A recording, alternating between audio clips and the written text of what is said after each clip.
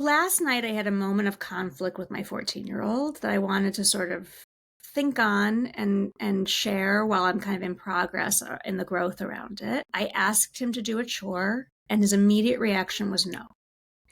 And the reason his reaction was no is because this was a chore that wasn't necessarily his job. It was a chore that he and one of his siblings rotate around, and there was some confusion about who was supposed to do it this time. And I was feeling like I don't really care who does it. It just needs to get done. It's past due. You have some time tomorrow, and the other sibling doesn't. Please do it.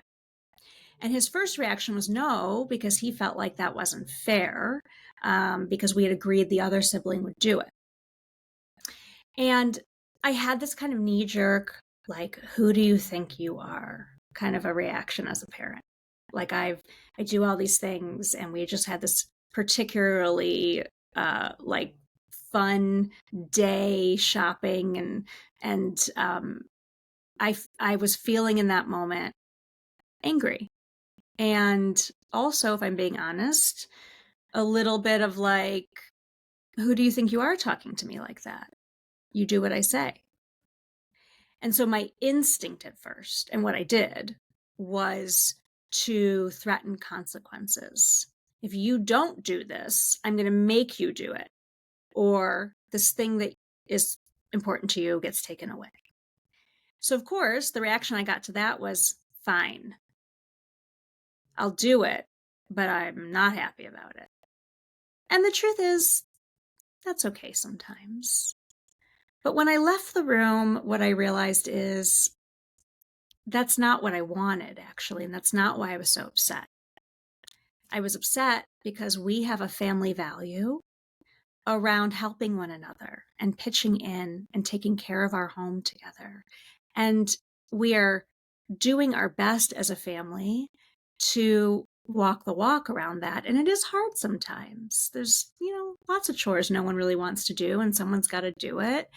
But that family value is in the background, right? And so when I ask someone to do something, I want to hear yes, not truly because I don't want people to challenge my authority. That's not true to me.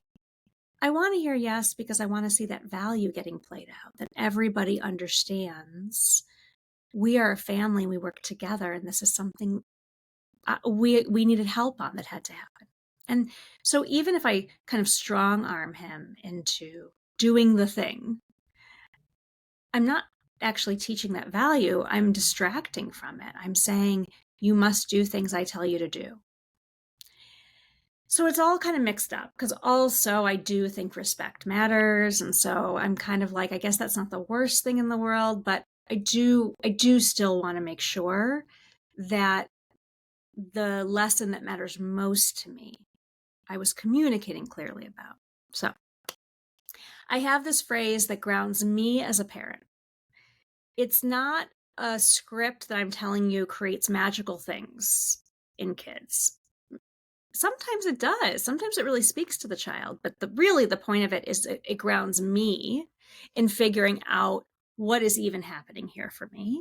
So this is the phrase. I say, what I want for you is. And it helps me remember what do I want here? What is my intention for the child out of this moment? If I can, for a second, take my eyes off the chore and the authority and the respect and just the chaos of life feeling like a lot, what is it I want for my child? And so I went back in and I said, what I want for you. And the reason I'm pushing this is because you are the oldest. You have so many privileges that your younger siblings don't have. And so I never want to make you feel like another adult in the house. I try not to ask you to do things that would inhibit your life, seeing your friends, going to school, studying. All of those things are priorities. But also, you have more privileges than the children in this house. You have a phone, you have a credit card that we pay, you have a lot of agency over your time and being on your own at the mall or alone at home. So you're in a different category.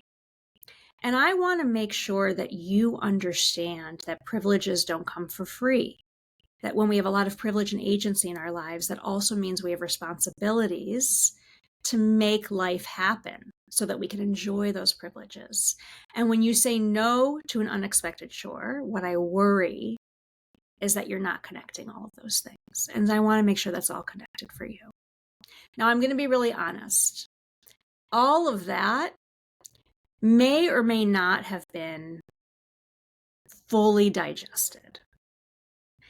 He may watch this video and be like, eye roll. I know you said that, but I'm still kind of annoyed and mad about the chore. And that's fine.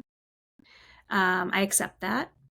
What I'm really describing is about the developmental journey I'm on as a parent to make sure that the ways that I communicate with my kids, they always understand that my intentions are about love and investment in who they're becoming, and that always I'm connecting that investment to a shared set of family values that I want them to internalize and be able to express and manifest in the world beyond our family and our home.